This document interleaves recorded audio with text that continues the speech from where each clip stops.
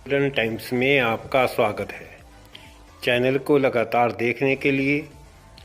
Subscribe कीजिए, like कीजिए।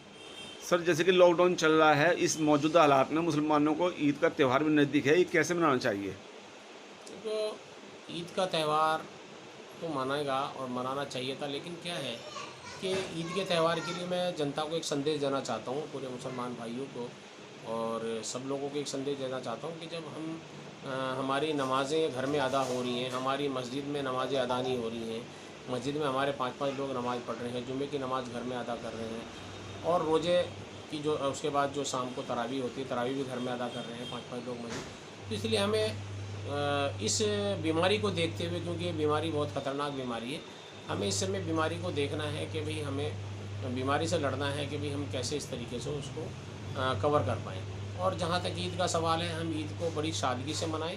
और सादगी से हम बाज़ारों में जाके भीड़ ना करें, बाज़ारों में जाके शॉपिंग ना करें, बाज़ारों में भीड़ ना लगाएं, क्योंकि अगर भीड़ लगेगी उससे फिर बीमारी के फैलने का ख़तरा होगा। फिर उसके बाद हमारे ऊपर फिर वो लगेगा कि भाई इन्होंने बीमारी को फैलाया, कोरोना को फैलाया। तो इसलिए हम चाहते हैं कि ईद को बड़ी सादगी से मनाएं, शॉपिंग ना करें और जो हम शॉपिंग के लिए पैसा खर्च करना चाहते हैं उसको ज़रूरतमंदों पे खर्च करें, जिनको ज़रूरत है, जो गरीब हैं, जो अपने यहाँ खान पीन की जिनको दिक्कत है, उनकी ज़रूरत को पूरा करें। अच्छा, जैसे कि ये प्रशासन ने उस पे बाइक पे, स्कूटी पे 2 आदमी अलाउड ना करके एक को अलाउड कर रखा है, तो इसमें किसी की अगर वाइफ़ की या किसी चीज़ की तबीयत ख़राब हो, तो उसमें वे लोग कैसे करेंगे फिर? देखो, इसके लिए तो मैं शासन प्रशासन को एक सुझाव देना चाहता हूँ कि शासन प्रशासन को चाहिए कि जैसे बाइक पे तो उसके घर के ही लोग 2 लोग जा रहे हैं और एक आदमी मान लिया उसकी वाइफ बीमार है और उसको डॉक्टर के दिखाना है, तो वो अकेले कैसे जाएगी, वो गाड़ी चलाना नहीं जानती और वो बैठ के जाएंगे। तो इसलिए शासन प्रशासन से मेरे एक सुझाव है और एक निवेदन है कि भी उसके 2 लोगों को गाड़ी पे अलाउ किया जाए, क्योंकि वो उसका बच्चा बीमार है, उसको बच्चे को लेके जाना चाहता है, या अपने घर से कोई उसका भाई बीमार है या उसका चाचा बीमार है या ताया है, कोई भी है, मतलब वो घर से अपने जाना चाहता है, हॉस्पिटल जाना चाहता है, या वो अपने कहीं काम से, किसी भी काम से जाना चाहते हैं, तो उन 2 लोगों को तो अलाउ होना चाहिए। बाइक पे 2 लोग होने चाहिए, क्योंकि बीमार है, दुख है, सुख है, घर में 10 चीज़ें हैं, तो इसलिए एक आदमी गाड़ी चलाना जानता है, एक नहीं जानता, तो इसलिए चाहिए कि 2 लोगों को अलाउ किया जाए।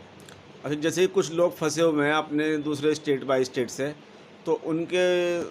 मतलब जैसे कि 2 लोग फँसे हुए हैं अपने स्टेट के हिसाब से, तो उनकी परमिशन वगैरह भी हो रही है, ऑनलाइन चल रही है, जो ऑनलाइन नहीं हो पाते, तो वो किस कंडीशन पर यहाँ रह पा रहे हैं? जो लोग यहाँ रह रहे हैं वो तो एक उनकी मजबूरी है रहना, क्योंकि उनको, हमारे पास भी कुछ लोग कश्मीर के लोग भी आ रहे हैं, रोज़ाना के भी हमारी व्यवस्था कराइए, तो उसके लिए हमने उसके नाम भी दिए हुए हैं थाने में कि भाई इन लोगों की व्यवस्था। लेकिन क्या है, कुछ लोगों का इंतज़ाम गवर्नमेंट कर पा रही है, कुछ लोग बड़े परेशान हैं जिनका इंतज़ाम नहीं हो पा रहा है, तब कि वो उनके पास पैसा भी है कि भाई हम थोड़ा पैसा यहाँ दे देंगे और थोड़ा पैसा हम घर जाके दे देंगे किराए का, लेकिन हमें किसी तरीके से भिजवाइए। तो मैं चाहता हूँ कि शासन प्रशासन को और सरकार को ये चाहिए कि जो लोग फंसे हुए हैं बेचारे, वो अपने घर चले जाएं,